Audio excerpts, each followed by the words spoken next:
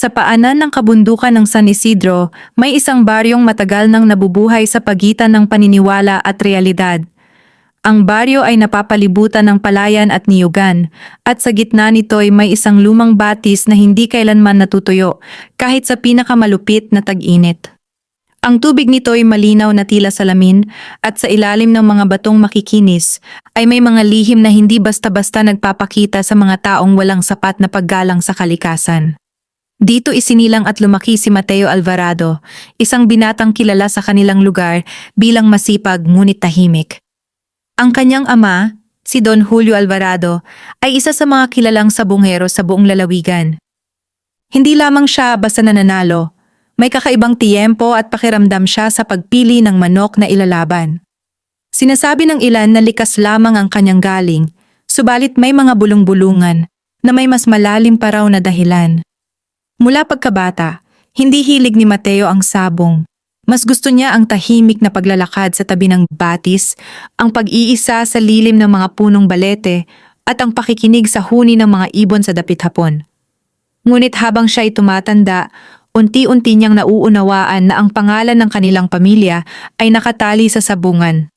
Ang kanilang bahay, isang lumang istrukturang kahoy na may malapad na balkonahe, ay itinayo mula sa mga panalong manok ni Don Julio.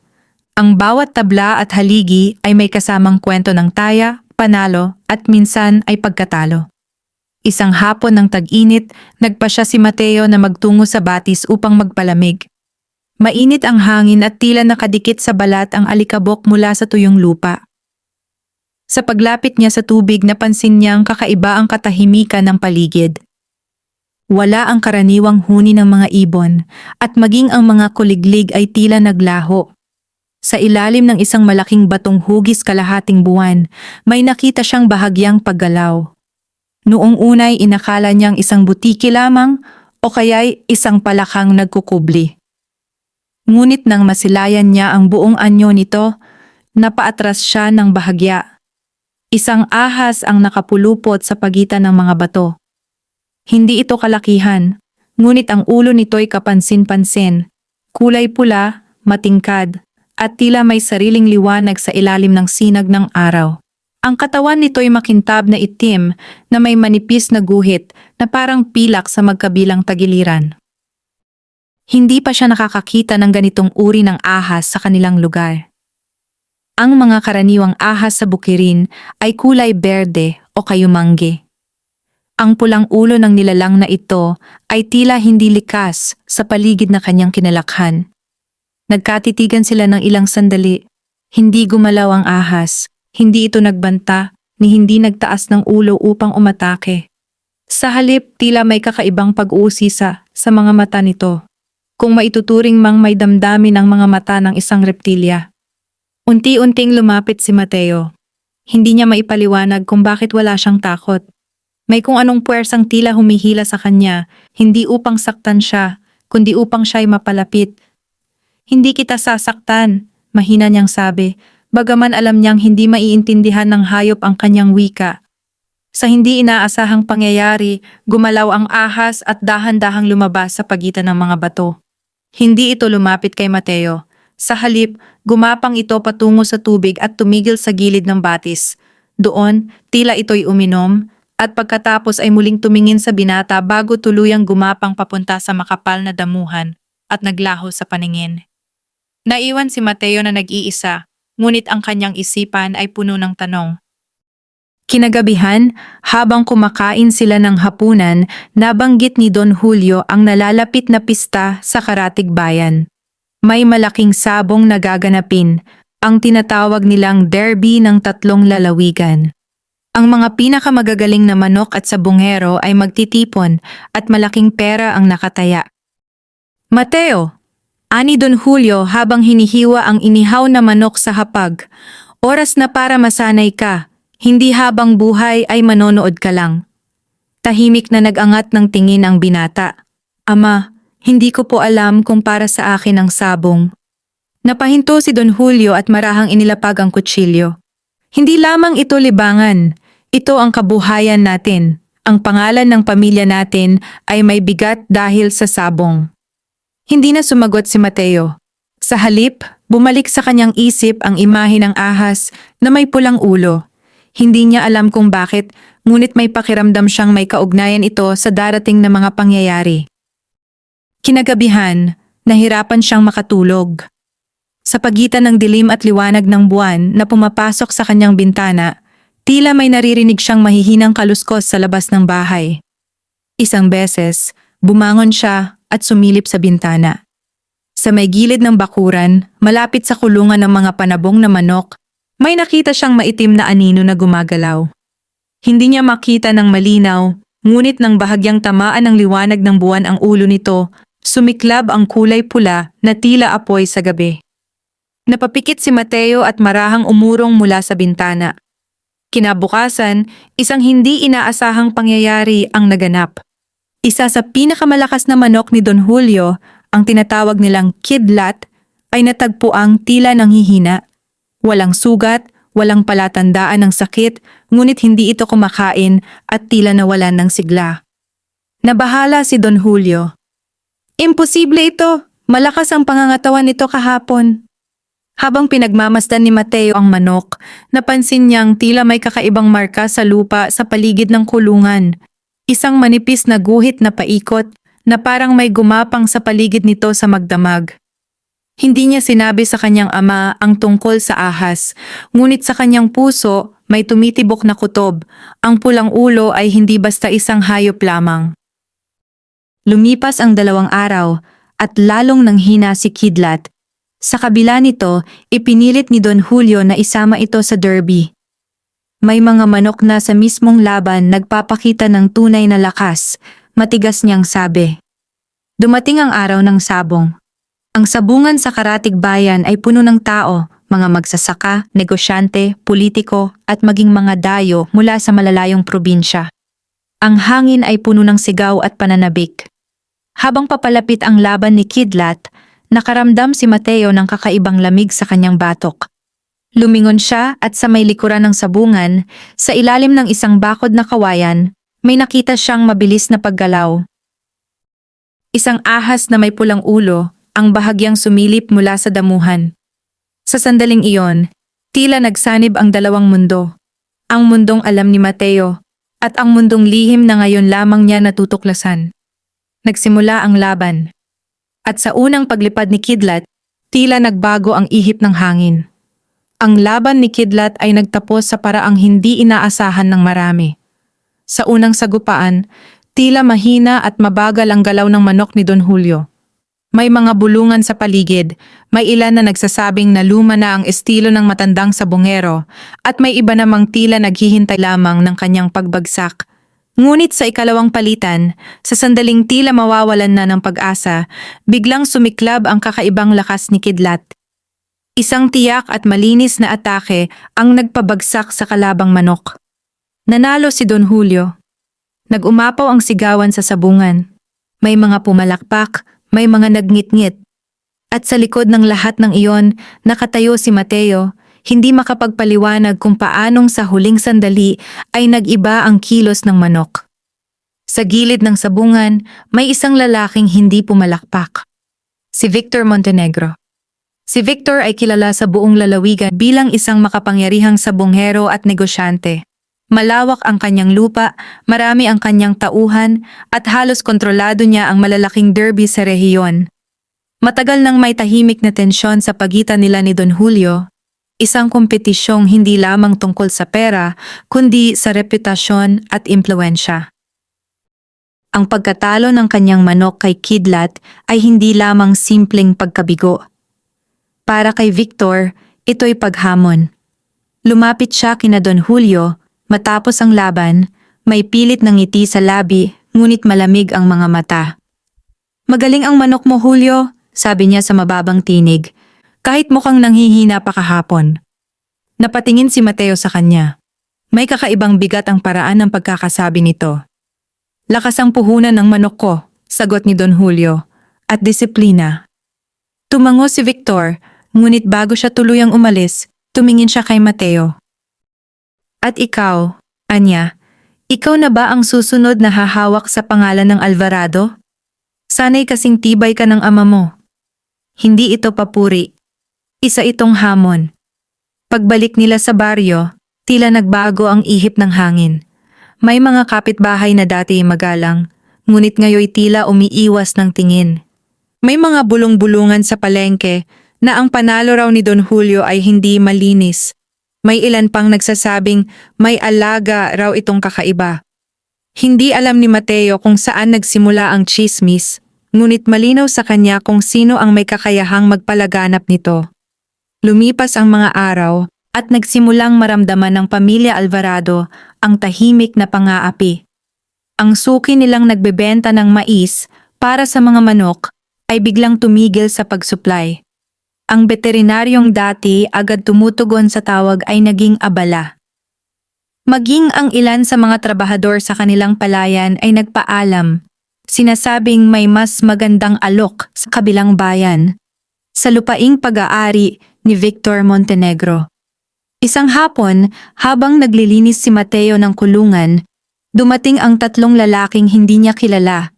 Nakasuot sila ng maayos, ngunit halatang may layuning hindi mabuti. "Si Don Julio ba ang hinahanap namin?" sabi ng isa. "Wala po siya," tugon ni Mateo. "Ano po ang kailangan ninyo?" Nagpalitan ng tingin ang tatlo. "Sabihin mo sa kanya," patuloy ng lalaki, "na hindi lahat ng panalo ay dapat ipinagmamayabang. May mga panalong may kapalit." Hindi na sila naghintay ng sagot at agad na umalis.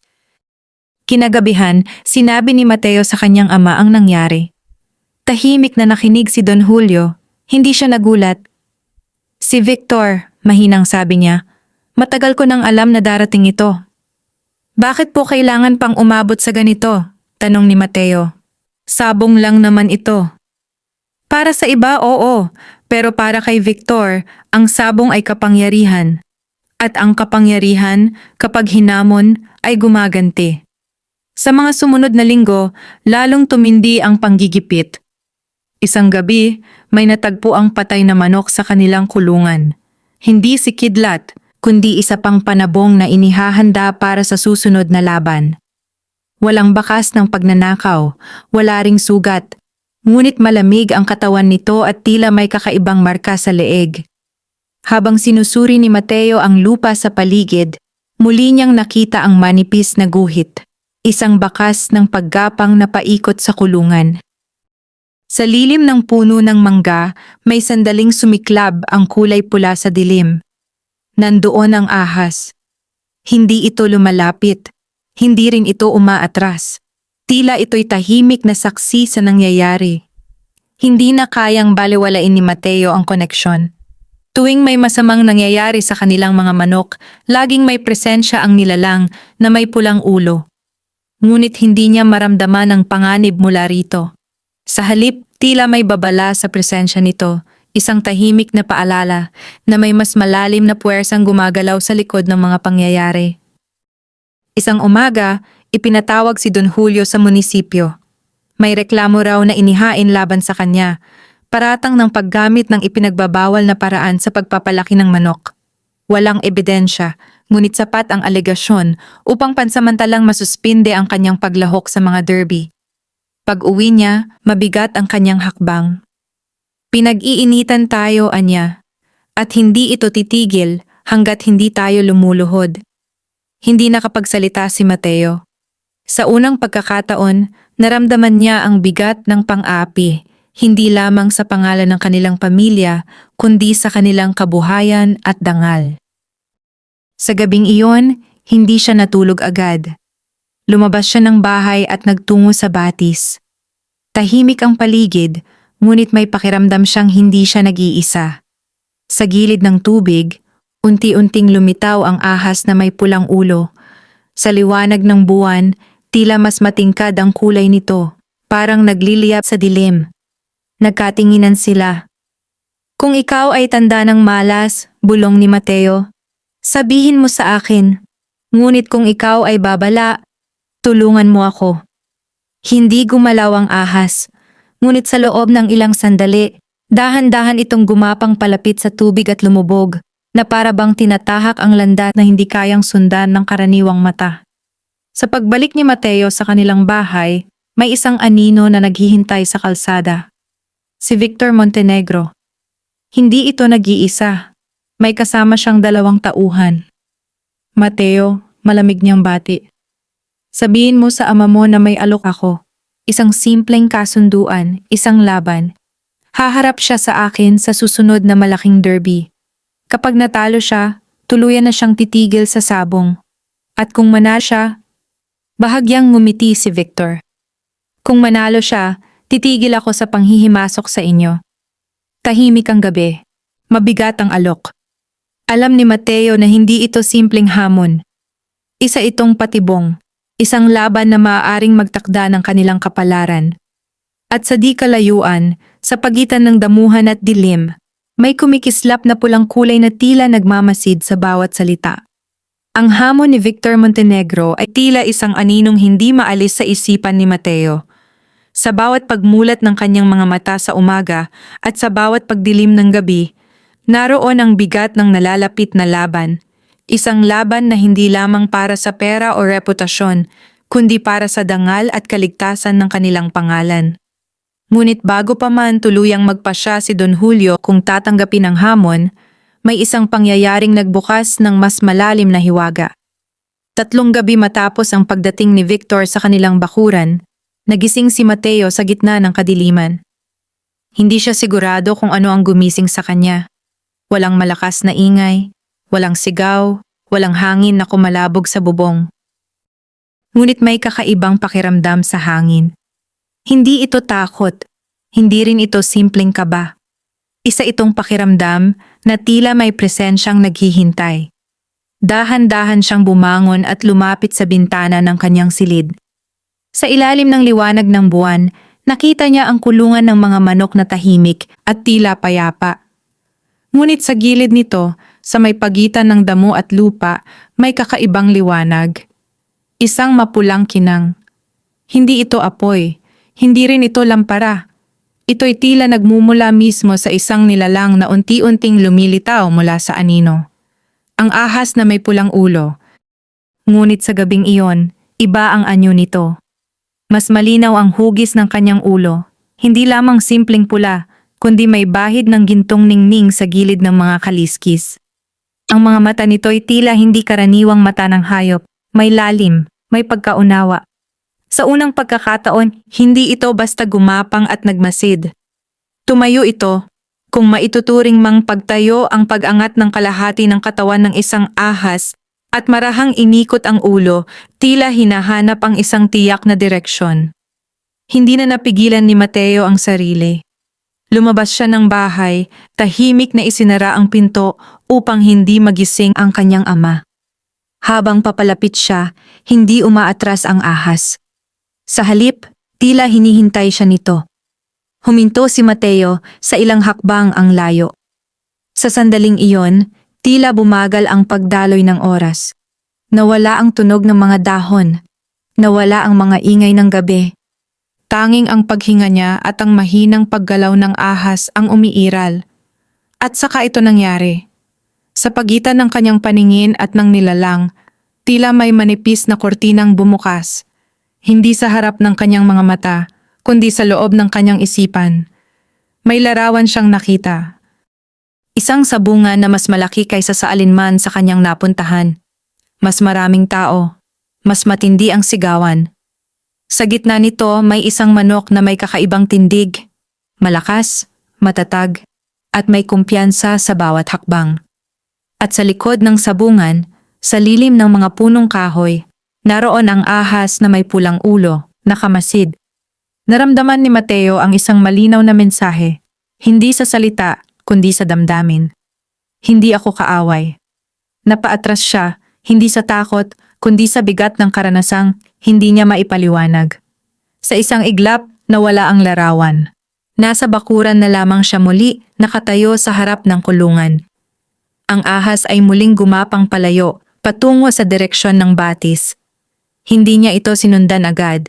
Ngunit alam niyang hindi ito ang huling pagkakataon na magpapakita ang nilalang. Kinabukasan, may matandang babaeng dumating sa kanilang bahay. Si Aling Sabel. Kilalang tahimik at bihira nang lumabas ng kanyang kubo sa gilid ng baryo, si Aling Sabel ay may reputasyon bilang tagapag-ingat ng mga lumang kwento. Mga alamat na unti-unti nang nalilimutan ng bagong henerasyon. Hinahanap ko ang binata, sabi niya kay Don Julio. Si Mateo. Nagulat si Don Julio, ngunit tinawag ang anak.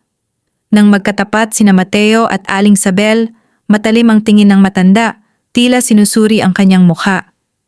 May nakita ka, diretsong sabi nito. Hindi agad sumagot si Mateo.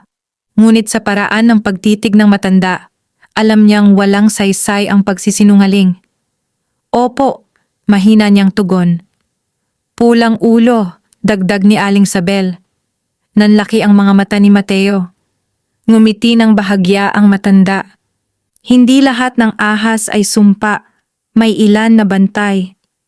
Tahimik na nakinig si Don Julio, bagaman halata ang pagdududa sa kanyang mukha. Maraming taon na ang nakalipas, patuloy ni Aling Sabel. May isang angkan sa bayong ito na sinasabing may tagapagbantay mula sa batis. Isang nilalang na hindi basta nagpapakita. Nagpapakita lamang ito kapag ang balanse ay nasisira, kapag may kapangyarihang ginagamit sa pang-aapi. Napatingin si Mateo sa kanyang ama. Hindi ko sinasabing maniwala kayo agad, dagdag ng matanda. Ngunit tandaan ninyo ito. Ang pulang ulo ay hindi basta kulay. Ito'y tanda ng babala at kapalaran. Kapalaran kanino? Tanong ni Don Julio. Sa sino mang handang tumanggap ng responsibilidad. Sa mga sumunod na araw, mas naging malinaw ang presensya ng hiwaga. Isang umaga, natagpuan ni Mateo ang isang batang sisiw sa gilid ng kulungan. Hindi nila pag-aari at hindi rin niya alam kung saan nagmula. Maliit ito, ngunit matikas ang tindig. Sa ulo nito'y may bahagyang pulang marka. Halos hindi mapansin kung hindi tititigan ng mabuti. Walang paliwanag kung paano ito nakapasok sa loob ng kanilang bakuran. Ilabas mo iyan, sabi ni Don Julio. Hindi natin alam kung kanino iyan. Ngunit nang tangkain ni Mateo na hawakan ang sisiw, hindi ito tumakbo palayo. Sa halip, tumingin ito sa kanya ng tuwid at sa isang sandali, naalala niya ang pulang ulo sa ilalim ng buwan. Hindi po ito karaniwan, mahinang sabi niya. Hindi sumagot ang kanyang ama. Sa gabing iyon, muling nagpakita ang ahas sa tabi ng batis. Ngunit sa pagkakataong iyon, hindi na lamang si Mateo ang nakakita. Mula sa malayo, sa ilalim ng punong balete, may isa pang pares ng matang nagmamasid. Si Victor Montenegro. At sa kanyang mukha, hindi pagtataka ang mababanaag, kundi pagkilala. Tila hindi lamang si Mateo ang may alam sa lihim ng pulang ulo. At doon nagsimulang luminaw na ang laban na darating ay hindi lamang laban ng dalawang sabunghero, kundi ng dalawang paniniwala. Isa na gumagamit ng kapangyarihan upang manupil at isa na hinahanap ang tunay na kahulugan ng lakas. Hindi naging madali para kay Mateo ang tanggapin ang mga pangyayaring sunod-sunod na nagbukas sa harap niya. Ang pulang ulo sa dilim, ang mga salitang iniwan ni Aling Sabel, ang kakaibang sisiw na tila kusang dumating sa kanilang bakuran. Lahat ay tila bahagi ng isang salaysay na hindi pa ganap na ibinubunyag. Sa kabila nito, nanatiling matatag si Don Julio sa kanyang pasya. Tinanggap niya ang hamon ni Victor Montenegro. Ang laban ay gaganapin sa loob ng isang buwan. Isang pribadong derby na dadaluhan ng mga pinakamalalaking pangalan sa tatlong lalawigan. Walang opisyal na anunsyo, ngunit mabilis na kumalat ang balita. Ang hamon ay naging usap-usapan. Ang magiging resulta nito ay maaaring magbago ng balanse ng kapangyarihan sa rehiyon. Ngunit habang naghahanda si Don Julio para sa laban, naramdaman ni Mateo na may mas malalim na paghahanda ang inaasahan sa kanya. Ang sisiw na may bahagyang pulang marka sa ulo ay mabilis lumaki. Hindi ito pinakamalaki sa kanilang mga alaga, ngunit may kakaibang katatagan sa kilos nito. Hindi ito basta sumusugod sa kapwa sisiw, ngunit kapag hinamon, hindi rin ito umaatras. Pinangalanan ito ni Mateo ng tahimik sa kanyang isipan. Luntian. dahil sa makintab nitong balahibong may bahid ng berdeng anino kapag tinatamaan ng araw. Isang hapon, habang pinapakain niya ang mga manok, napansin niyang ang ibang panabong ay tila hindi mapakali. May kakaibang tensyon sa hangin. Ang mga dahon ng puno ng mangga ay halos hindi gumagalaw, ngunit may pakiramdam ng pag-ikot sa paligid ng kulungan. At muli, sa gilid ng bakuran, lumitaw ang ahas na may pulang ulo. Hindi ito nagpakita ng lantaran. Kalahati lamang ng katawan nito ang makikita sa pagitan ng damuhan. Ngunit ang mga mata nito ay tuwirang nakatingin kay Mateo. Sa sandaling iyon, biglang nagwala ang isa sa pinakamalalakas na tandang ni Don Julio, isang manok na inihahanda para sa laban-laban kay Victor. Bigla itong sumugod sa bakod ng kulungan, tila may nakitang kalaban na hindi nakikita ng tao. "Anong nangyayari?" Sigaw ni Don Julio mula sa balkonahe. Ngunit hindi pa man makalapit ang matanda, tumalon ang tandang at muntik nang makawala sa kulungan. Hindi nag-isip si Mateo. Lumapit siya, hinawakan ang manok, at sa halip na piliting patahimikin ito sa pamamagitan ng lakas, marahan niyang inilapit ang kamay sa ulo nito at nagsalita ng mahinahon. "Huminto ka. Wala kang kalaban dito." Hindi niya alam kung bakit iyon ang kanyang ginawa. Ngunit sa kanyang isipan, tila may bulong na gumabay sa kanya. Isang bulong na hindi tunog, kundi pakiramdam. Unti-unting kumalma ang tandang. Napatingin si Don Julio sa anak, bakas ang pagtataka. "Paano mo nagawa iyon?" Hindi makasagot si Mateo. Ngunit nang lumingon siya sa gilid ng bakuran, nakita niyang gumagalaw na palayo ang ahas. Tila natapos na ang dapat nitong gawin. Kinagabihan, nagtungo si Mateo sa batis. Ang buwan ay halos bilog at ang tubig ay kumikislap sa liwanag nito. Umupo siya sa malaking batong hugis kalahating buwan, ang mismong batong unang pinagpakitaan sa kanya ng nilalang. Hindi siya naghintay ng matagal. Mula sa ilalim ng tubig, dahan-dahang lumitaw ang pulang ulo. Hindi ito nagmadali. Ang pag-angat nito ay tila may ritmo, parang paghinga ng mismong batis. "Kung ito man ay biyaya," mahinang sabi ni Mateo, "handa ba ako?" Hindi sumagot ang nilalang sa paraang kayang marinig ng tainga. Ngunit sa paglapit nito sa pampang, may kakaibang pagbabago sa paligid. Ang malamig na hangin ay naging banayad. Ang mga alon sa tubig ay tila huminto. At sa loob ng kanyang isipan, muling bumukas ang manipis na kurtina.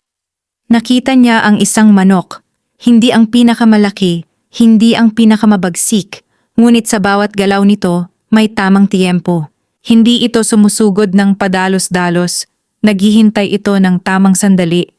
At sa sandaling iyon, tumitira ito ng tiyak at walang pag-aalinlangan.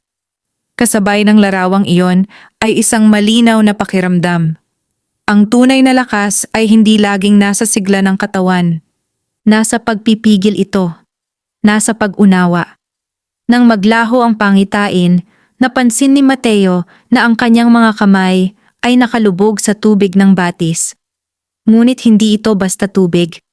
Sa pagitan ng kanyang mga daliri, may malamlam na liwanag na tila nagmumula sa ilalim. Hindi ito nananatili, sandali lamang, at pagkatapos ay naglaho. Naiwan siyang nakaupo, hinihingal, ngunit hindi pagod, bagkus, tila mas malinaw ang kanyang pag-iisip kaysa dati. Sa mga sumunod na araw, nagsimula ang unang pagsubok. Isang umaga, natagpuan nilang may lason ang pagkain ng mga manok. Mabuti na lamang at napansin ito ni Mateo bago pa tuluyang maipakain. Sa ilalim ng sako ng mais, may manipis na pulbos na hindi karaniwang bahagi ng kanilang binibili. Galit na galit si Don Julio. Lumalala na ito. Ngunit sa halip na magpadalos-dalos, pinili ni Mateo ang katahimikan. Sa kanyang isipan, malinaw ang mensaheng natanggap niya sa batis. Ang lakas ay nasa pagpipigil. Hindi sila gumanti, hindi sila nag-ingay. Tahimik nilang pinalitan ng supply at mas naging maingat sa pagbabantay. Sa gabing iyon, nagpakita muli ang ahas sa bakuran, ngunit hindi sa kulungan. Nasa may pader ito, malapit sa bahagi kung saan maaaring dumaan ang isang taong may masamang balak. At kinabukasan, may balitang kumalat sa baryo. Isa sa mga tauhan ni Victor ang nahuling nagnanakaw ng panabong sa kabilang sitio. Hindi tahasang nabanggit ang kanilang pangalan, ngunit malinaw sa lahat na may puwersang pumipigil sa mas malalang pang-aapi. Dumating ang sandali ng unang malinaw na biyaya. Habang pinagmamasdan ni Don Julio ang mga manok na maaaring ilaban, napahinto siya kay Luntian, ang dating sisiw na may bahagyang pulang marka. Hindi pa ito sapat ang laki, sabi niya, ngunit kakaiba ang tindig. Lumapit si Mateo. Sa sandaling hinawakan niya ang manok, naramdaman niyang tila may mahinang pulso sa pagitan ng kanyang palad at ng balahibo nito. Hindi pisikal, kundi parang pagkakasundo ng ritmo. Subukan po natin siya, mahinang mungkahi niya. Nag-alinlangan si Don Julio. Ngunit sa huli, tumango siya. Isasama natin sa ensayo. Sa unang ensayo laban sa mas malaki at mas agresibong tandang, hindi umatras si Luntian. Hindi rin ito agad sumugod. Nagmasid ito, umiwas, naghintay. At sa tamang sandali, isang mabilis at eksaktong galaw ang nagbigay dito ng malinaw na bentahe. Tahimik na napaupo si Don Julio. Hindi ito basta tiyempo, bulong niya. May kung anong gumagabay. Hindi nagsalita si Mateo. Sa halip, tumingin siya sa malayong bahagi ng bakuran. Sa lilim ng puno, saglit na kumislap ang kulay pula, hindi bilang pananakot, kundi bilang paalala. Ang unang biyaya ay hindi panalo sa sabungan. Ito ay pag-unawa. Ngunit kasabay ng bawat biyaya ay may kaakibat na mas mabigat na pagsubok. At sa kabilang dulo ng baryo, sa loob ng malapad na bahay na bato, si Victor Montenegro ay hindi nakangiti. Alam niyang may nagbago. At hindi siya handang matalo, hindi sa sabungan at lalong hindi sa kapangyarihan. Habang papalapit ang itinakdang derby, unti-unting nagbabago ang ihip ng hangin sa baryo ng San Isidro. Ang dating mga bulungan ay naging tahasang usapan. Ang dating pagdududa ay naging malinaw na pagkiling. Sa bawat ensayo ni Luntian at ng iba pang manok ni Don Julio, mas lalong tumitindi ang atensyon ng mga mata, hindi lamang ng mga tagahanga, kundi ng mga naghihintay ng kanilang pagbagsak. Hindi lingid kay Mateo na sa kabilang dulo ng baryo sa malaking bahay na bato ni Victor Montenegro may mga pulong na nagaganap gabi-gabi. Si Victor ay hindi sanay sa pagkatalo. Sa loob ng maraming taon, siya ang kinikilalang hari ng sabungan sa 3 lalawigan. Ang kanyang pangalan ay sapat na upang manginig ang mga kalaban. Ngunit ang panalo ni Don Julio sa nakaraang derby at ang patuloy na pag-usbong ng isang bagong pag-asa sa anyo ng batang si Mateo ay tila tinik sa kanyang dibdib. Sa kanyang maluwang na tanggapan, nakaupo siya sa harap ng mahabang mesa, habang ang ilan sa kanyang mga tauhan ay tahimik na naghihintay ng utos. Hindi sapat ang tsismis, malamig niyang sabi. Hindi sapat ang mga reklamong walang ebidensya. Hanggat hindi sila tuluyang nawawasak, hindi ako titigil. Isa sa kanyang tauhan ang naglakas loob magsalita. May bago silang manok, Don Victor, hindi kalakihan, pero kakaiba raw ang galaw. Nanlisik ang mga mata ni Victor. Ang may pulang marka? Nagkatinginan ang mga tauhan. Bantayan ninyo, utos niya. Alamin ninyo kung saan sila kumukuha ng lakas. Sa kabilang panig, patuloy ang tahimik na paghahanda ni na Don Julio at Mateo. Hindi sila nag-ingay, hindi sila naghamon. Ang bawat araw ay ginugol sa maingat na pagsasanay, sa pag-aaral ng galaw ng mga manok at sa pagtiyak na walang makapapasok na hindi nila kilala. Ngunit kahit gaano kaingat, may mga bagay na hindi maiiwasan. Isang hapon, habang nag-e-ensayo si Luntian laban sa isa pang tandang, may mga kabataang lalaki ang tumigil sa labas ng bakuran. Kilala sila bilang mga tauhan ni Victor. Hindi opisyal, ngunit lantad sa kilos. Magaling daw iyan, sigaw ng isa, pero baka sa ensayo lang. Baka pagdating sa sabungan, manginig. Dagdag ng isa pa. Tahimik si Mateo. Hindi siya lumapit. Hindi siya sumagot. Ngunit si Luntian, na tila nakararamdam ng tensyon sa paligid, ay biglang naging mas agresibo sa ensayo. Isang bagay na hindi nito karaniwang ginagawa. Dahan-dahan, mahinang sabi ni Mateo, inilalapit ang kamay sa likod ng manok. Hindi mo kailangang patunayan ang sarili mo sa kanila. Unti-unting bumalik sa dati ang kilos ni Luntian. Sa gilid ng bakuran, muling kumislap ang pulang kulay sa ilalim ng damuhan. Hindi ito basta presensya, tila ito'y nagmamasid sa bawat pagbabago ng damdamin. Lumipas ang mga araw at mas naging malinaw ang panggigipit. May mga mamimili sa palengke na biglang umatras sa mga transaksyon kay Don Julio. Ang dating taga-suporta ay tila nag-aatubili ng makipag-usap. Maging ang ilang malalapit na kaibigan ay naging maingat sa kanilang pakikitungo. Isang gabi, may natagpo ang nakasabit na patay na manok sa may tarangkahan ng kanilang bahay. Hindi kanila, ngunit malinaw ang mensahe. Hindi ito simpleng pananakot. Ito ay pagpapakita ng kapangyarihan. Galit na galit si Don Julio. Hindi na ito tungkol sa sabong, anya. Personal na ito. Ngunit si Mateo ay nanatiling tahimik. Sa loob niya, may malinaw na pag-unawa. Ang inggit ay mas mapanganib kaysa lantad na galit, sapagkat ang inggit ay tahimik na lumalago at kapag sumabog, hindi ito pumipili ng sasaktan. Sa kabilang bayan, sa isang pribadong ensayo na pinangunahan ni Victor, naganap ang isang hindi inaasahang pangyayari. Ang pinakamalakas niyang tandang, ang tinaguriang dukha ng hilaga, ay biglang umatras sa gitna ng ensayo. Hindi ito karaniwang nangyayari. Kilala ang manok sa tapang at walang pag-aatubiling pagsugod. Anong nangyari? Galit na sigaw ni Victor. Ngunit walang makasagot. Sa gilid ng kulungan, may nakita ang isa sa mga tauhan. Isang manipis na bakas sa lupa. Tila may gumapang at umikot sa paligid bago naglaho. Hindi nila alam kung ano ang kahulugan nito. Ngunit si Victor, sa kaibuturan ng kanyang isipan, ay may naaalalang lumang kwento, isang alamat tungkol sa bantay ng batis, isang nilalang na nagpapakita kapag ang balanse ay nilalapastangan. Umigting ang kanyang panga. Hindi ako naniniwala sa mga alamat, marinyang sabi sa sarili. Ang lakas ay nasa tao, at ang tao ang kumokontrol. Ngunit sa kabila ng kanyang pagtanggi, hindi niya maalis ang pakiramdam na may puwersang hindi niya kayang sakupin.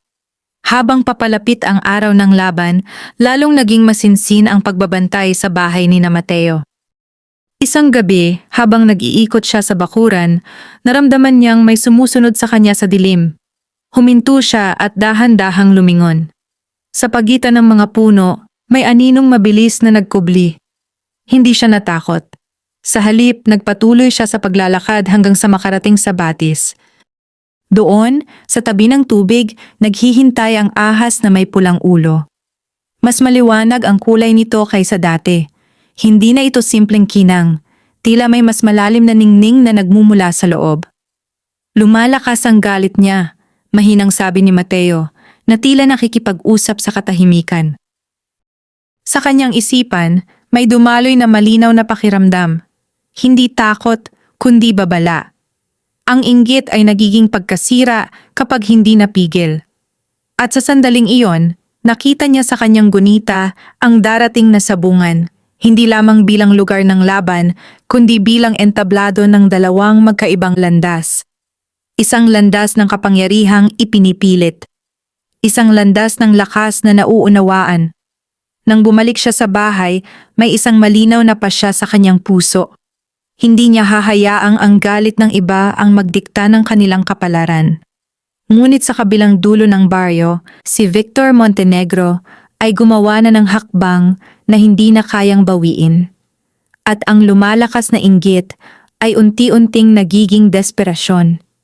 2 linggo bago ang itinakda derby, dumating ang unos na hindi nila inaasahan. Hindi ito bagyo ng hangin o ulan, kundi bagyo ng pangyayari. Maagang nagising si Mateo isang umaga dahil sa sigawan mula sa ibaba ng bahay. Ang tinig ng kanilang katiwala ay puno ng takot. Don Julio, nasunog po ang likod ng kulungan. Mabilis siyang bumaba. Sa likurang bahagi ng bakuran, may bakas ng nasunog na damo at kahoy. Hindi ito malawak ngunit sapat upang magdulot ng malaking pinsala kung hindi agad na apula. May naglagay nito, mariing sabi ni Don Julio habang sinusuri ang abo. Hindi ito kusang nangyari. Sa gilid ng nasunog na bahagi, may natagpuan silang basag na bote na may bakas ng langis. Malinaw ang intensyon, takutin, guluhin, at kung maaari, sirain ang kanilang paghahanda. Ngunit ang mas nakakatakot ay ang natuklasan ni Mateo sa loob ng kulungan. 2 manok ang nawawala. Hindi basta nawawala. Ang kandado ng maliit na bahagi ng kulungan ay maingat na binuksan at isinara muli. Walang bakas ng pagwasak. Isang taong may alam sa kanilang sistema ang gumawa nito. Tahimik na napaupo si Don Julio. Pinag-aaralan nila tayo. Lumipas ang araw na iyon na mabigat ang pakiramdam sa buong bahay. Ang mga tauhan ay hindi makatingin ng diretso. May pangambang baka isa sa kanila, ang nagbibigay ng impormasyon sa kampo ni Victor. Hindi tahasang binanggit ang pangalan, ngunit malinaw sa kanilang lahat kung saan nagmumula ang panganib. Hindi na ito simpleng inggit, sabi ni Don Julio, habang kausap si Mateo sa balkonahe. Ito'y pagsira sa kabuhayan.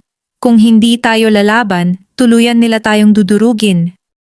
Pero kung lalaban tayo sa parehong paraan, mahinang tugon ni Mateo, ano ang magiging kaibahan natin sa kanila? Hindi agad nakasagot ang matanda. Sa unang pagkakataon, tila naramdaman ni Don Julio ang bigat ng tanong na matagal na niyang iniiwasan. Kinagabihan, mas pinaigting nila ang pagbabantay. May ilaw sa paligid ng kulungan at si Mateo mismo ang nagboluntaryong magbantay hanggang hating gabi. Tahimik ang gabi. Ngunit ang katahimikang iyon ay hindi payapa. Ito'y puno ng pag-aabang. Bandang 11, may narinig siyang mahinang kaluskos sa may bakod. Hindi siya agad lumapit. Sa halip, dahan-dahan siyang umikot sa kabilang direksyon, tahimik ang mga hakbang. Sa pagitan ng mga puno, may aninong gumagalaw. Hindi hayop, kundi tao. Biglang sumiklab ang galit sa kanyang dibdib. Ngunit bago pa siya makagawa ng anumang hakbang, may isa pang presensya ang lumitaw. Mula sa damuhan, mabilis na gumapang ang ahas na may pulang ulo at humarang sa landas ng anino. Napaatras ang lalaki, halos matisod sa sarili niyang paa. May ahas, bulong nito, halatang takot. Sa liwanag ng ilaw, saglit na nakita ni Mateo ang mukha ng lalaki, isa sa mga tauhan ni Victor. Hindi na siya naghabol. Sa halip, pinanood niya ang pag-alis ng lalaki, habang ang ahas ay nanatiling nakapulupot sa pagitan ng damo at lupa. Tila bantay na hindi kailangang sumalakay upang manaig. Nang magtama ang kanilang paningin, may malinaw na pakiramdam na dumaloy sa loob ni Mateo. Ang panganib ay hindi pa tapos. Kinabukasan, dumating ang mas mabigat na dagok. Isang opisyal mula sa munisipyo ang nagdala ng dokumento. Isang kautusan ng pansamantalang pagsasara ng kanilang kulungan dahil sa alegasyong hindi umano sila sumusunod sa bagong regulasyon sa pag-aalaga ng panabong. Bigla ang inspection po ito, sabi ng opisyal. Iwas ang tingin. Kanino nanggaling ang reklamo? Mariing tanong ni Don Julio. Hindi sumagot ang opisyal. Sa isang iglap, tila gumuho ang kanilang paghahanda. Kung hindi nila maipapakita ang mga manok sa tamang kondisyon, maaari silang hindi payagang lumahok sa derby. Ginagamit niya ang batas, mahinang sabi ni Mateo. Mas mapanganib iyon kaysa tahasang pananakot, sagot ng ama. Sa kabilang bayan, nakatayo si Victor sa balkonahe ng kanyang bahay, pinagmamasdan ang malawak na lupain. Kapag pinilit ka ng mundo, anya sa sarili, dapat mas lalo kang tumindig. Ngunit ang kanyang pagtindig ay hindi para sa katarungan, ito'y para sa control. Sa kanyang isipan, ang pagkatalo kay Don Julio ay hindi lamang personal na sugat. Ito'y banta sa kanyang imahe bilang pinakamakapangyarihan, At sa bawat hakbang na ginagawa niya laban sa pamilya Alvarado, lalo niyang inilalapit ang sarili sa isang hangganang hindi niya namamalayan. Sa gitna ng krisis, muling nagtungo si Mateo sa Batis. Hindi siya naghahanap ng himala. Naghahanap siya ng linaw. Ang tubig ay mas malamig kaysa dati. Umupo siya sa pamilyar na bato at pinikit ang mga mata. Kung ito ang pagsubok, bulong niya, ano ang dapat kong gawin? Dahan-dahang lumitaw ang pulang ulo mula sa tubig. Ngunit sa pagkakataong iyon, hindi lamang imahe ang kanyang nakita. Sa kanyang isipan, lumitaw ang isang malinaw na pangitain. Isang sabungan na puno ng tensyon. Sa paanan ng kabundukan ng San Isidro, may isang baryong matagal nang nabubuhay sa pagitan ng paniniwala at realidad. Ang baryo ay napapalibutan ng palayan at niyugan, at sa gitna nito'y may isang lumang batis na hindi kailanman natutuyo, kahit sa pinakamalupit na tag-init. Ang tubig nito'y malinaw na tila salamin, at sa ilalim ng mga batong makikinis, ay may mga lihim na hindi basta-basta nagpapakita sa mga taong walang sapat na paggalang sa kalikasan. Dito isinilang at lumaki si Mateo Alvarado, isang binatang kilala sa kanilang lugar bilang masipag ngunit tahimik. Ang kanyang ama, si Don Julio Alvarado, ay isa sa mga kilalang sabongero sa buong lalawigan. Hindi lamang siya basta nananalo, may kakaibang tiyempo at pakiramdam siya sa pagpili ng manok na ilalaban. Sinasabi ng ilan na likas lamang ang kanyang galing, subalit may mga bulong-bulungan na may mas malalim pa raw na dahilan. Mula pagkabata, hindi hilig ni Mateo ang sabong. Mas gusto niya ang tahimik na paglalakad sa tabi ng batis, ang pag-iisa sa lilim ng mga punong balete, at ang pakikinig sa huni ng mga ibon sa dapit hapon. Ngunit habang siya'y tumatanda, unti-unti niyang nauunawaan na ang pangalan ng kanilang pamilya ay nakatali sa sabungan. Ang kanilang bahay, isang lumang istrukturang kahoy na may malapad na balkonahe, ay itinayo mula sa mga panalong manok ni Don Julio. Ang bawat tabla at haligi ay may kasamang kwento ng taya, panalo at minsan ay pagkatalo. Isang hapon ng tag-init, nagpasya si Mateo na magtungo sa batis upang magpalamig. Mainit ang hangin at tila nakadikit sa balat ang alikabok mula sa tuyong lupa. Sa paglapit niya sa tubig, napansin niyang kakaiba ang katahimikan ng paligid. Wala ang karaniwang huni ng mga ibon at maging ang mga kuliglig ay tila naglaho. Sa ilalim ng isang malaking batong hugis kalahating buwan, may nakita siyang bahagyang paggalaw. Noong unay inakala niyang isang butiki lamang o kaya'y isang palakang nagkukubli. Ngunit nang masilayan niya ang buong anyo nito, napaatras siya ng bahagya. Isang ahas ang nakapulupot sa pagitan ng mga bato. Hindi ito kalakihan, ngunit ang ulo nito'y kapansin-pansin, kulay pula, matingkad, at tila may sariling liwanag sa ilalim ng sinag ng araw. Ang katawan nito'y makintab na itim na may manipis na guhit na parang pilak sa magkabilang tagiliran. Hindi pa siya nakakakita ng ganitong uri ng ahas sa kanilang lugar. Ang mga karaniwang ahas sa bukirin ay kulay berde o kayumangge. Ang pulang ulo ng nilalang na ito ay tila hindi likas sa paligid na kanyang kinalakhan. Nagkatitigan sila ng ilang sandali. Hindi gumalaw ang ahas. Hindi ito nagbanta ni hindi nagtaas ng ulo upang umatake. Sa halip, tila may kakaibang pag-uusisa sa mga mata nito. Kung maituturing mang may damdamin ang mga mata ng isang reptilya. Unti-unting lumapit si Mateo. Hindi niya maipaliwanag kung bakit wala siyang takot. May kung anong puwersang tila humihila sa kanya, hindi upang saktan siya, kundi upang siya'y mapalapit. Hindi kita sasaktan, mahina niyang sabi, bagaman alam niyang hindi maiintindihan ng hayop ang kanyang wika. Sa hindi inaasahang pangyayari, gumalaw ang ahas at dahan-dahang lumabas sa pagitan ng mga bato. Hindi ito lumapit kay Mateo. Sa halip, gumapang ito patungo sa tubig at tumigil sa gilid ng batis. Doon, tila ito'y uminom, at pagkatapos ay muling tumingin sa binata bago tuluyang gumapang papunta sa makapal na damuhan at naglaho sa paningin. Naiwan si Mateo na nag-iisa, ngunit ang kanyang isipan ay puno ng tanong. Kinagabihan, habang kumakain sila ng hapunan, nabanggit ni Don Julio ang nalalapit na pista sa Karatig Bayan. May malaking sabong na gaganapin, ang tinatawag nilang derby ng tatlong lalawigan. Ang mga pinakamagagaling na manok at sabongero ay magtitipon at malaking pera ang nakataya. Mateo, ani Don Julio habang hinihiwa ang inihaw na manok sa hapag. Oras na para masanay ka, hindi habang buhay ay manonood ka lang. Tahimik na nag-angat ng tingin ang binata. Ama, hindi ko po alam kung para sa akin ang sabong. Napahinto si Don Julio at marahang inilapag ang kutsilyo. Hindi lamang ito libangan, ito ang kabuhayan natin. Ang pangalan ng pamilya natin ay may bigat dahil sa sabong. Hindi na sumagot si Mateo. Sa halip, bumalik sa kanyang isip ang imahe ng ahas na may pulang ulo. Hindi niya alam kung bakit, ngunit may pakiramdam siyang may kaugnayan ito sa darating na mga pangyayari. Kinagabihan, nahirapan siyang makatulog.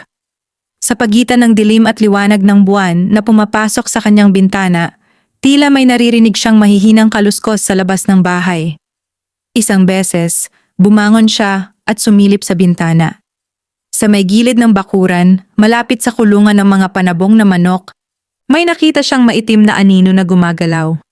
Hindi niya makita ng malinaw, ngunit nang bahagyang tamaan ng liwanag ng buwan ang ulo nito, sumiklab ang kulay pula na tila apoy sa gabi. Napapikit si Mateo at marahang umurong mula sa bintana. Kinabukasan, isang hindi inaasahang pangyayari ang naganap. Isa sa pinakamalakas na manok ni Don Julio, ang tinatawag nilang kidlat, ay natagpuang tila nanghihina. Walang sugat, walang palatandaan ng sakit, ngunit hindi ito kumakain at tila nawalan ng sigla. Nabahala si Don Julio. Imposible ito, malakas ang pangangatawan nito kahapon. Habang pinagmamasdan ni Mateo ang manok, napansin niyang tila may kakaibang marka sa lupa sa paligid ng kulungan. Isang manipis na guhit na paikot na parang may gumapang sa paligid nito sa magdamag. Hindi niya sinabi sa kanyang ama ang tungkol sa ahas, ngunit sa kanyang puso may tumitibok na kutob. Ang pulang ulo ay hindi basta isang hayop lamang. Lumipas ang 2 araw at lalong nanghina si Kidlat. Sa kabila nito, ipinilit ni Don Julio na isama ito sa derby. May mga manok na sa mismong laban nagpapakita ng tunay na lakas, matigas niyang sabi. Dumating ang araw ng sabong. Ang sabungan sa Karatig Bayan ay puno ng tao, mga magsasaka, negosyante, politiko at maging mga dayo mula sa malalayong probinsya. Ang hangin ay puno ng sigaw at pananabik. Habang papalapit ang laban ni Kidlat, nakaramdam si Mateo ng kakaibang lamig sa kanyang batok. Lumingon siya at sa may likuran ng sabungan, sa ilalim ng isang bakod na kawayan, may nakita siyang mabilis na paggalaw. Isang ahas na may pulang ulo, ang bahagyang sumilip mula sa damuhan. Sa sandaling iyon, tila nagsanib ang 2 mundo. Ang mundong alam ni Mateo, at ang mundong lihim na ngayon lamang niya natutuklasan. Nagsimula ang laban. At sa unang paglipad ni Kidlat, tila nagbago ang ihip ng hangin. Ang laban ni Kidlat ay nagtapos sa paraang hindi inaasahan ng marami. Sa unang sagupaan, tila mahina at mabagal ang galaw ng manok ni Don Julio. May mga bulungan sa paligid, may ilan na nagsasabing na luma na ang estilo ng matandang sabongero, at may iba namang tila naghihintay lamang ng kanyang pagbagsak. Ngunit sa ikalawang palitan, sa sandaling tila mawawalan na ng pag-asa, biglang sumiklab ang kakaibang lakas ni Kidlat. Isang tiyak at malinis na atake ang nagpabagsak sa kalabang manok. Nanalo si Don Julio. Nag-umapaw ang sigawan sa sabungan. May mga pumalakpak, may mga nagngit-ngit. At sa likod ng lahat ng iyon, nakatayo si Mateo, hindi makapagpaliwanag kung paanong sa huling sandali ay nag-iba ang kilos ng manok. Sa gilid ng sabungan, may isang lalaking hindi pumalakpak. Si Victor Montenegro. Si Victor ay kilala sa buong lalawigan bilang isang makapangyarihang sabongero at negosyante. Malawak ang kanyang lupa, marami ang kanyang tauhan, at halos kontrolado niya ang malalaking derby sa rehiyon. Matagal nang may tahimik na tensyon sa pagitan nila ni Don Julio. Isang kompetisyong hindi lamang tungkol sa pera, kundi sa reputasyon at impluensya. Ang pagkatalo ng kanyang manok kay Kidlat ay hindi lamang simpleng pagkabigo. Para kay Victor, ito'y paghamon. Lumapit siya kina Don Julio, matapos ang laban, may pilit ng ngiti sa labi, ngunit malamig ang mga mata. "Magaling ang manok mo, Julio," sabi niya sa mababang tinig. Kahit mukhang nanghihina pa kahapon. Napatingin si Mateo sa kanya. May kakaibang bigat ang paraan ng pagkakasabi nito. "Lakas ang puhunan ng manok ko," sagot ni Don Julio, "at disiplina." Tumango si Victor, ngunit bago siya tuluyang umalis, tumingin siya kay Mateo. "At ikaw, Anya, ikaw na ba ang susunod na hahawak sa pangalan ng Alvarado? Sana'y kasing tibay ka ng ama mo." Hindi ito papuri. Isa itong hamon. Pagbalik nila sa baryo, tila nagbago ang ihip ng hangin. May mga kapitbahay na dati magalang, ngunit ngayoy tila umiiwas ng tingin. May mga bulong-bulungan sa palengke na ang panalo raw ni Don Julio ay hindi malinis. May ilan pang nagsasabing may alaga raw itong kakaiba. Hindi alam ni Mateo kung saan nagsimula ang chismis, ngunit malinaw sa kanya kung sino ang may kakayahang magpalaganap nito. Lumipas ang mga araw at nagsimulang maramdaman ng pamilya Alvarado ang tahimik na pang-aapi. Ang suki nilang nagbebenta ng mais para sa mga manok ay biglang tumigil sa pagsupply. Ang veterinaryong dati agad tumutugon sa tawag ay naging abala. Maging ang ilan sa mga trabahador sa kanilang palayan ay nagpaalam. Sinasabing may mas magandang alok sa kabilang bayan, sa lupaing pag-aari ni Victor Montenegro. Isang hapon, habang naglilinis si Mateo ng kulungan, dumating ang tatlong lalaking hindi niya kilala. Nakasuot sila ng maayos, ngunit halatang may layuning hindi mabuti. "Si Don Julio ba ang hinahanap namin?" sabi ng isa. "Wala po siya," tugon ni Mateo. "Ano po ang kailangan ninyo?" Nagpalitan ng tingin ang tatlo. "Sabihin mo sa kanya," patuloy ng lalaki, "na hindi lahat ng panalo ay dapat ipinagmamayabang. May mga panalong may kapalit." Hindi na sila naghintay ng sagot at agad na umalis.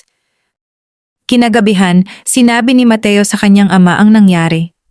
Tahimik na nakinig si Don Julio, hindi siya nagulat. "Si Victor," mahinang sabi niya, "matagal ko nang alam na darating ito." "Bakit po kailangan pang umabot sa ganito?" tanong ni Mateo. "Sabong lang naman ito." "Para sa iba, oo, pero para kay Victor, ang sabong ay kapangyarihan. At ang kapangyarihan, kapag hinamon, ay gumaganti."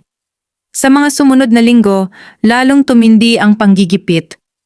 Isang gabi, may natagpo ang patay na manok sa kanilang kulungan. Hindi si Kidlat, kundi isa pang panabong na inihahanda para sa susunod na laban. Walang bakas ng pagnanakaw, wala ring sugat, ngunit malamig ang katawan nito at tila may kakaibang marka sa leeg. Habang sinusuri ni Mateo ang lupa sa paligid, muli niyang nakita ang manipis na guhit, isang bakas ng paggapang na paikot sa kulungan. Sa lilim ng puno ng mangga, may sandaling sumiklab ang kulay pula sa dilim. Nandoon ang ahas. Hindi ito lumalapit. Hindi rin ito umaatras. Tila ito'y tahimik na saksi sa nangyayari. Hindi na kayang balewalain ni Mateo ang koneksyon. Tuwing may masamang nangyayari sa kanilang mga manok, laging may presensya ang nilalang na may pulang ulo.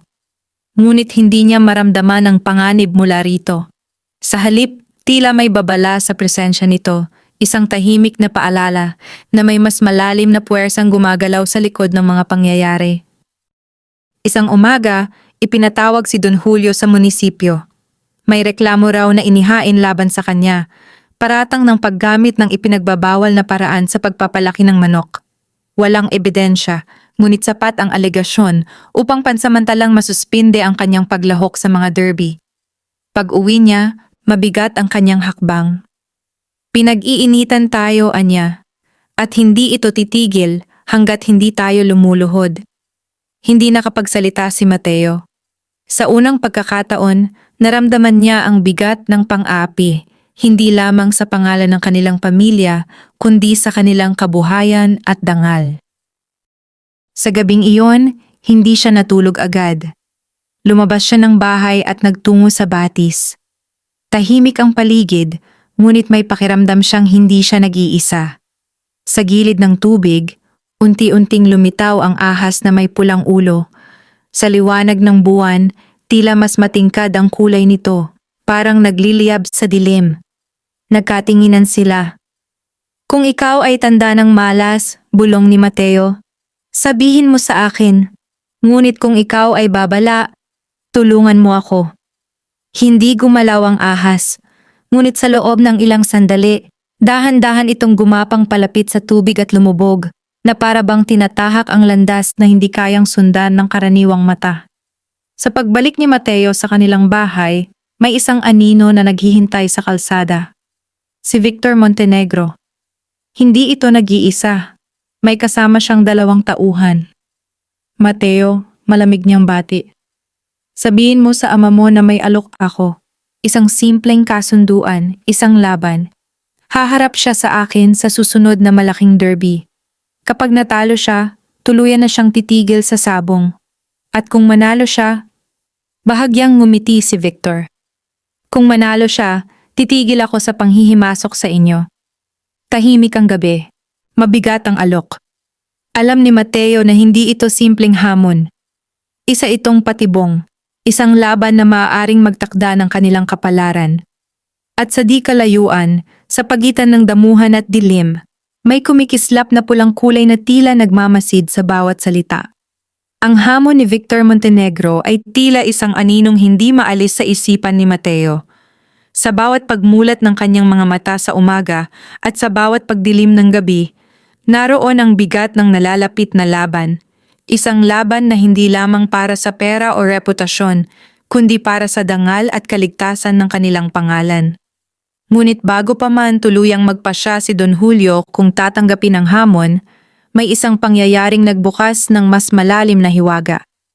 3 gabi matapos ang pagdating ni Victor sa kanilang bakuran, nagising si Mateo sa gitna ng kadiliman. Hindi siya sigurado kung ano ang gumising sa kanya. Walang malakas na ingay, walang sigaw, walang hangin na kumalabog sa bubong. Ngunit may kakaibang pakiramdam sa hangin. Hindi ito takot, hindi rin ito simpleng kaba. Isa itong pakiramdam na tila may presensyang naghihintay. Dahan-dahan siyang bumangon at lumapit sa bintana ng kanyang silid. Sa ilalim ng liwanag ng buwan, nakita niya ang kulungan ng mga manok na tahimik at tila payapa. Ngunit sa gilid nito, sa may pagitan ng damo at lupa, may kakaibang liwanag. Isang mapulang kinang. Hindi ito apoy. Hindi rin ito lampara. Ito'y tila nagmumula mismo sa isang nilalang na unti-unting lumilitaw mula sa anino. Ang ahas na may pulang ulo. Ngunit sa gabing iyon, iba ang anyo nito. Mas malinaw ang hugis ng kanyang ulo. Hindi lamang simpleng pula, kundi may bahid ng gintong ningning sa gilid ng mga kaliskis. Ang mga mata nito'y tila hindi karaniwang mata ng hayop. May lalim, may pagkaunawa. Sa unang pagkakataon, hindi ito basta gumapang at nagmasid. Tumayo ito, kung maituturing mang pagtayo ang pag-angat ng kalahati ng katawan ng isang ahas at marahang inikot ang ulo, tila hinahanap ang isang tiyak na direksyon. Hindi na napigilan ni Mateo ang sarili. Lumabas siya ng bahay, tahimik na isinara ang pinto upang hindi magising ang kanyang ama. Habang papalapit siya, hindi umaatras ang ahas. Sa halip, tila hinihintay siya nito. Huminto si Mateo sa ilang hakbang ang layo. Sa sandaling iyon, tila bumagal ang pagdaloy ng oras. Nawala ang tunog ng mga dahon. Nawala ang mga ingay ng gabi. Tanging ang paghinga niya at ang mahinang paggalaw ng ahas ang umiiral. At saka ito nangyari. Sa pagitan ng kanyang paningin at ng nilalang, tila may manipis na kortinang bumukas. Hindi sa harap ng kanyang mga mata, kundi sa loob ng kanyang isipan. May larawan siyang nakita. Isang sabungan na mas malaki kaysa sa alinman sa kanyang napuntahan. Mas maraming tao. Mas matindi ang sigawan. Sa gitna nito may isang manok na may kakaibang tindig, malakas, matatag, at may kumpiyansa sa bawat hakbang. At sa likod ng sabungan, sa lilim ng mga punong kahoy, naroon ang ahas na may pulang ulo, nakamasid. Naramdaman ni Mateo ang isang malinaw na mensahe, hindi sa salita, kundi sa damdamin. Hindi ako kaaway. Napaatras siya, hindi sa takot, kundi sa bigat ng karanasang hindi niya maipaliwanag. Sa isang iglap, nawala ang larawan.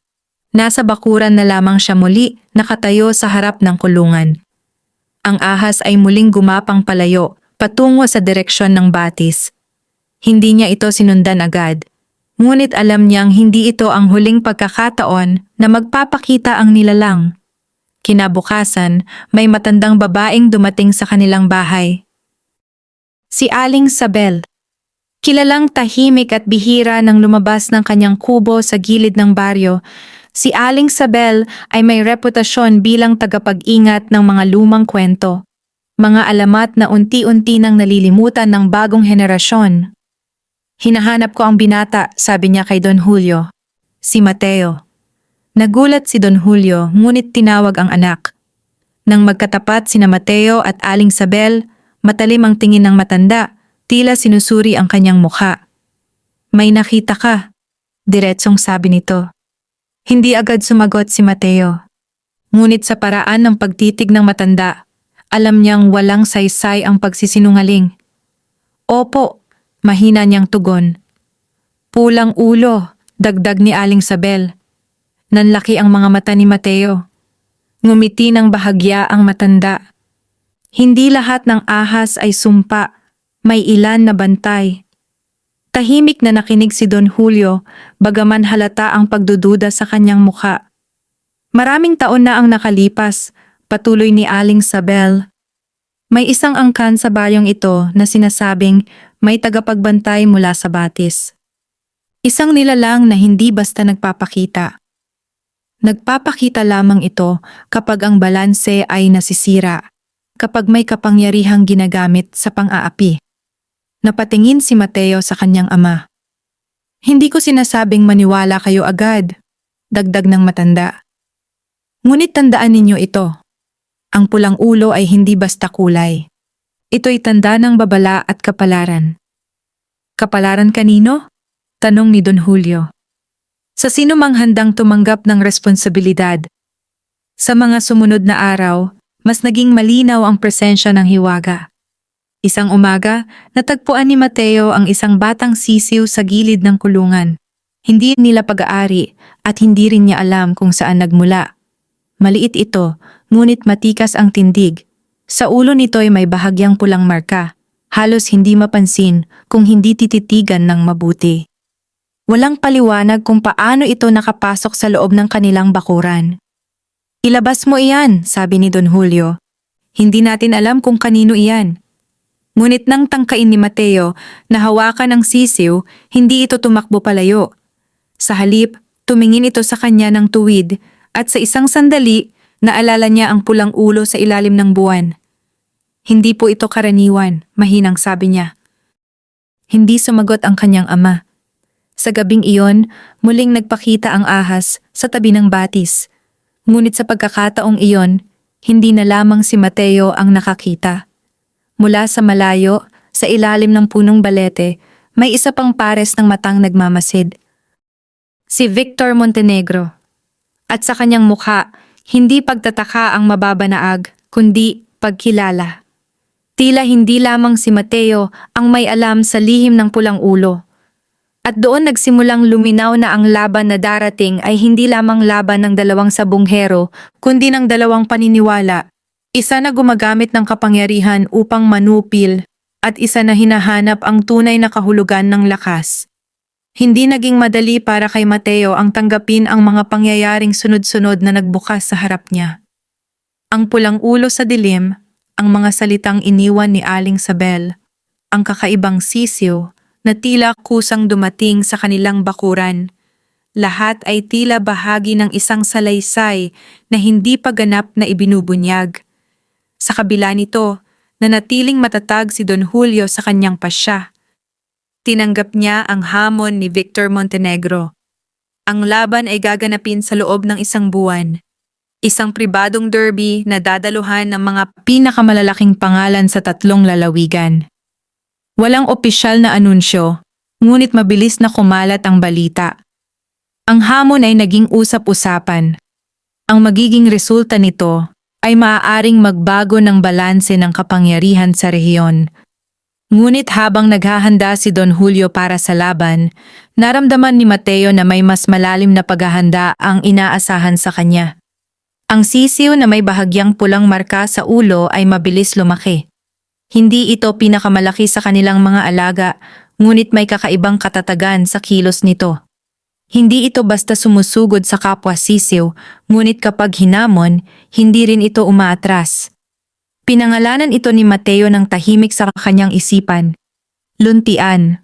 Dahil sa makintab nitong balahibong may bahid ng berdeng anino kapag tinatamaan ng araw.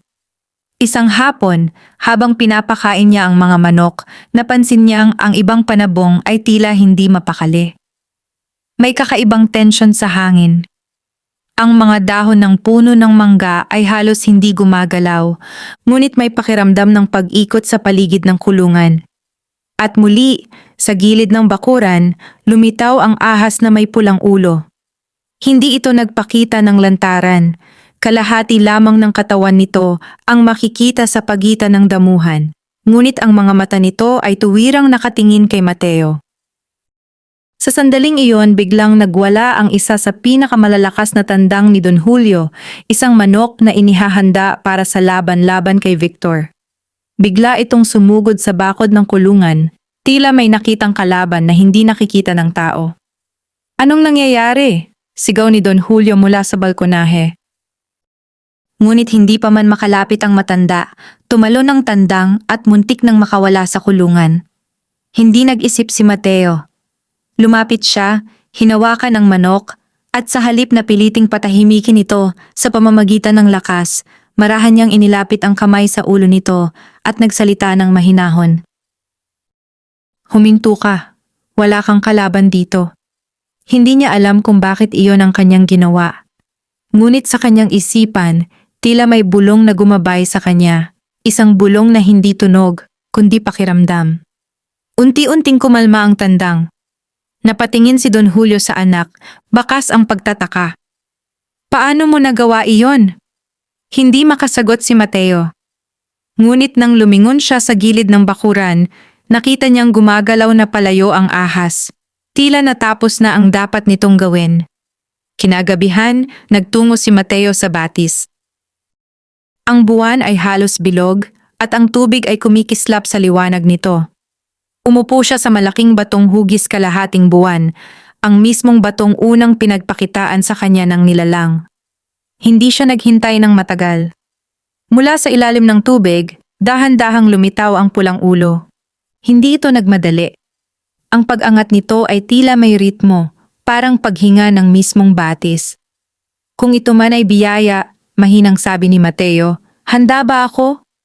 Hindi sumagot ang nilalang sa paraang kayang marinig ng tainga. Ngunit sa paglapit nito sa pampang, may kakaibang pagbabago sa paligid. Ang malamig na hangin ay naging banayad. Ang mga alon sa tubig ay tila huminto. At sa loob ng kanyang isipan, muling bumukas ang manipis na kurtina. Nakita niya ang isang manok, hindi ang pinakamalaki, hindi ang pinakamabagsik, ngunit sa bawat galaw nito, may tamang tiyempo. Hindi ito sumusugod ng padalos-dalos, naghihintay ito ng tamang sandali. At sa sandaling iyon, tumitira ito ng tiyak at walang pag-aalinlangan. Kasabay ng larawang iyon ay isang malinaw na pakiramdam. Ang tunay na lakas ay hindi laging nasa sigla ng katawan. Nasa pagpipigil ito. Nasa pag-unawa. Nang maglaho ang pangitain, napansin ni Mateo na ang kanyang mga kamay ay nakalubog sa tubig ng batis. Ngunit hindi ito basta tubig. Sa pagitan ng kanyang mga daliri, may malamlam na liwanag na tila nagmumula sa ilalim. Hindi ito nananatili, sandali lamang, at pagkatapos ay naglaho. Naiwan siyang nakaupo, hinihingal, ngunit hindi pagod, bagkus, tila mas malinaw ang kanyang pag-iisip kaysa dati. Sa mga sumunod na araw, nagsimula ang unang pagsubok. Isang umaga, natagpuan nilang may lason ang pagkain ng mga manok.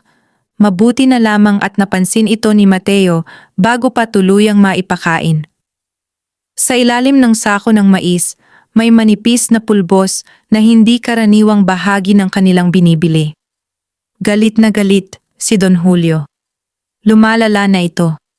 Ngunit sa halip na magpadalos-dalos, pinili ni Mateo ang katahimikan.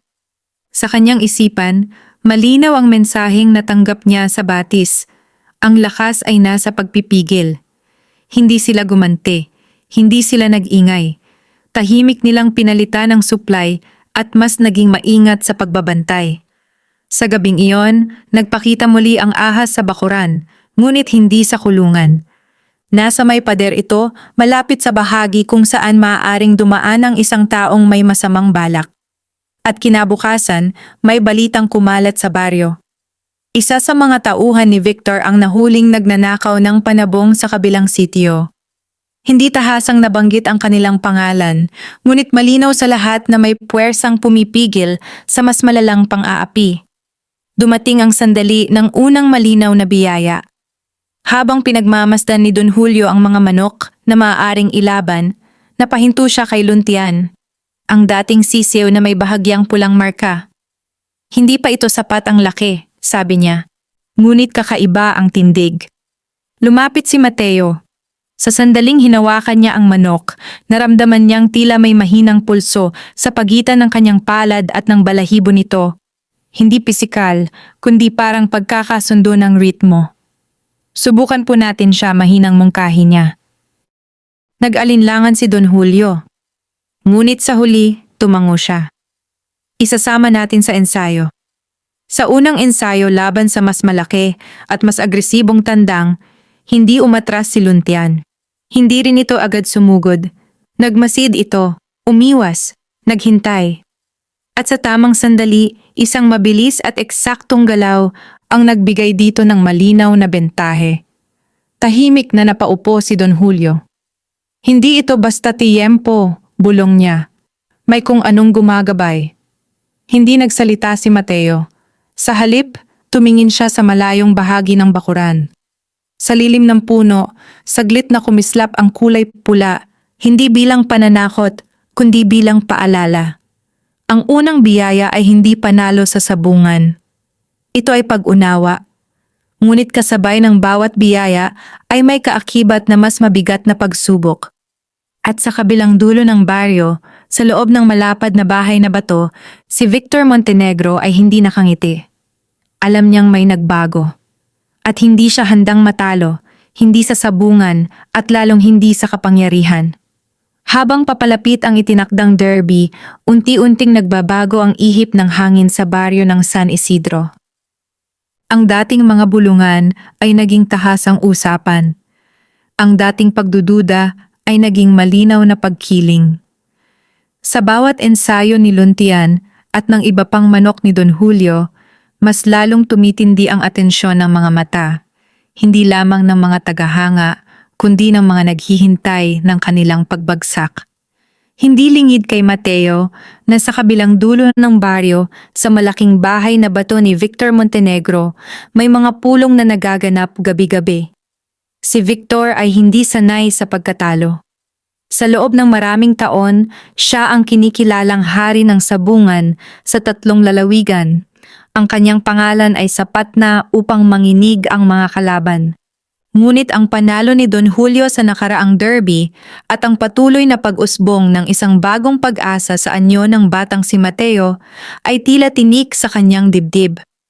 Sa kanyang maluwang na tanggapan, nakaupo siya sa harap ng mahabang mesa, habang ang ilan sa kanyang mga tauhan ay tahimik na naghihintay ng utos.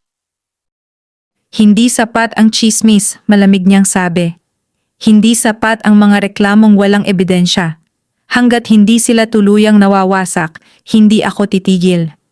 Isa sa kanyang tauhan ang naglakas loob magsalita. May bago silang manok, Don Victor, hindi kalakihan, pero kakaiba raw ang galaw. Nanlisik ang mga mata ni Victor. Ang may pulang marka? Nagkatinginan ang mga tauhan. Bantayan ninyo, utos niya. Alamin ninyo kung saan sila kumukuha ng lakas. Sa kabilang panig, patuloy ang tahimik na paghahanda ni na Don Julio at Mateo. Hindi sila nag-ingay, hindi sila naghamon. Ang bawat araw ay ginugol sa maingat na pagsasanay, sa pag-aaral ng galaw ng mga manok at sa pagtiyak na walang makapapasok na hindi nila kilala. Ngunit kahit gaano kaingat, may mga bagay na hindi maiiwasan. Isang hapon, habang nag-e-ensayo si Luntian laban sa isa pang tandang, may mga kabataang lalaki ang tumigil sa labas ng bakuran. Kilala sila bilang mga tauhan ni Victor. Hindi opisyal, ngunit lantad sa kilos. Magaling daw iyan, sigaw ng isa, pero baka sa ensayo lang. Baka pagdating sa sabungan, manginig, dagdag ng isa pa. Tahimik si Mateo. Hindi siya lumapit. Hindi siya sumagot. Ngunit si Luntian, na tila nakararamdam ng tensyon sa paligid, ay biglang naging mas agresibo sa ensayo. Isang bagay na hindi nito karaniwang ginagawa. Dahan-dahan, mahinang sabi ni Mateo, inilalapit ang kamay sa likod ng manok. Hindi mo kailangang patunayan ang sarili mo sa kanila. Unti-unting bumalik sa dati ang kilos ni Luntian. Sa gilid ng bakuran, muling kumislap ang pulang kulay sa ilalim ng damuhan. Hindi ito basta presensya, tila ito'y nagmamasid sa bawat pagbabago ng damdamin. Lumipas ang mga araw at mas naging malinaw ang panggigipit. May mga mamimili sa palengke na biglang umatras sa mga transaksyon kay Don Julio. Ang dating taga-suporta ay tila nag-aatubili ng makipag-usap. Maging ang ilang malalapit na kaibigan ay naging maingat sa kanilang pakikitungo. Isang gabi, may natagpo ang nakasabit na patay na manok sa may tarangkahan ng kanilang bahay. Hindi kanila, ngunit malinaw ang mensahe. Hindi ito simpleng pananakot. Ito ay pagpapakita ng kapangyarihan. Galit na galit si Don Julio. Hindi na ito tungkol sa sabong, anya. Personal na ito. Ngunit si Mateo ay nanatiling tahimik. Sa loob niya, may malinaw na pag-unawa. Ang inggit ay mas mapanganib kaysa lantad na galit, sapagkat ang inggit ay tahimik na lumalago at kapag sumabog, hindi ito pumipili ng sasaktan. Sa kabilang bayan, sa isang pribadong ensayo na pinangunahan ni Victor, naganap ang isang hindi inaasahang pangyayari. Ang pinakamalakas niyang tandang, ang tinaguriang dukha ng hilaga, ay biglang umatras sa gitna ng ensayo. Hindi ito karaniwang nangyayari. Kilala ang manok sa tapang at walang pag-aatubiling pagsugod. Anong nangyari? Galit na sigaw ni Victor. Ngunit walang makasagot. Sa gilid ng kulungan, may nakita ang isa sa mga tauhan. Isang manipis na bakas sa lupa. Tila may gumapang at umikot sa paligid bago naglaho. Hindi nila alam kung ano ang kahulugan nito. Ngunit si Victor, sa kaibuturan ng kanyang isipan, ay may naaalalang lumang kwento, isang alamat tungkol sa bantay ng batis, isang nilalang na nagpapakita kapag ang balanse ay nilalapastangan. Umigting ang kanyang panga. Hindi ako naniniwala sa mga alamat, Marinyang sabi sa sarili. Ang lakas ay nasa tao, at ang tao ang kumokontrol. Ngunit sa kabila ng kanyang pagtanggi, hindi niya maalis ang pakiramdam na may puwersang hindi niya kayang sakupin. Habang papalapit ang araw ng laban, lalong naging masinsin ang pagbabantay sa bahay ni na Mateo. Isang gabi, habang nag-iikot siya sa bakuran, naramdaman niyang may sumusunod sa kanya sa dilim. Huminto siya at dahan-dahang lumingon. Sa pagitan ng mga puno, may aninong mabilis na nagkubli. Hindi siya natakot. Sa halip, nagpatuloy siya sa paglalakad hanggang sa makarating sa batis. Doon, sa tabi ng tubig, naghihintay ang ahas na may pulang ulo. Mas maliwanag ang kulay nito kaysa dati. Hindi na ito simpleng kinang. Tila may mas malalim na ningning na nagmumula sa loob. Lumalakas ang galit niya, mahinang sabi ni Mateo, na tila nakikipag-usap sa katahimikan. Sa kanyang isipan, may dumaloy na malinaw na pakiramdam. Hindi takot, kundi babala. Ang inggit ay nagiging pagkasira kapag hindi napigil. At sa sandaling iyon, Nakita niya sa kanyang gunita ang darating na sabungan, hindi lamang bilang lugar ng laban, kundi bilang entablado ng dalawang magkaibang landas. Isang landas ng kapangyarihang ipinipilit. Isang landas ng lakas na nauunawaan. Nang bumalik siya sa bahay, may isang malinaw na pasya sa kanyang puso. Hindi niya hahayaang ang galit ng iba ang magdikta ng kanilang kapalaran. Ngunit sa kabilang dulo ng baryo, si Victor Montenegro ay gumawa na ng hakbang na hindi na kayang bawiin. At ang lumalakas na inggit ay unti-unting nagiging desperasyon. 2 linggo bago ang itinakdang derby, dumating ang unos na hindi nila inaasahan. Hindi ito bagyo ng hangin o ulan, kundi bagyo ng pangyayari. Maagang nagising si Mateo isang umaga dahil sa sigawan mula sa ibaba ng bahay. Ang tinig ng kanilang katiwala ay puno ng takot. Don Julio, nasunog po ang likod ng kulungan. Mabilis siyang bumaba. Sa likurang bahagi ng bakuran, may bakas ng nasunog na damo at kahoy. Hindi ito malawak ngunit sapat upang magdulot ng malaking pinsala kung hindi agad na apula. May naglagay nito, mariing sabi ni Don Julio habang sinusuri ang abo. Hindi ito kusang nangyari. Sa gilid ng nasunog na bahagi, may natagpuan silang basag na bote na may bakas ng langis. Malinaw ang intensyon, takutin, guluhin, at kung maaari, sirain ang kanilang paghahanda. Ngunit ang mas nakakatakot ay ang natuklasan ni Mateo sa loob ng kulungan. 2 manok ang nawawala. Hindi basta nawawala. Ang kandado ng maliit na bahagi ng kulungan ay maingat na binuksan at isinara muli, walang bakas ng pagwasak. Isang taong may alam sa kanilang sistema ang gumawa nito. Tahimik na napaupo si Don Julio. Pinag-aaralan nila tayo. Lumipas ang araw na iyon na mabigat ang pakiramdam sa buong bahay.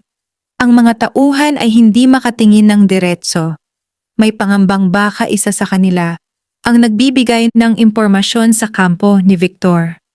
Hindi tahasang binanggit ang pangalan, ngunit malinaw sa kanilang lahat kung saan nagmumula ang panganib.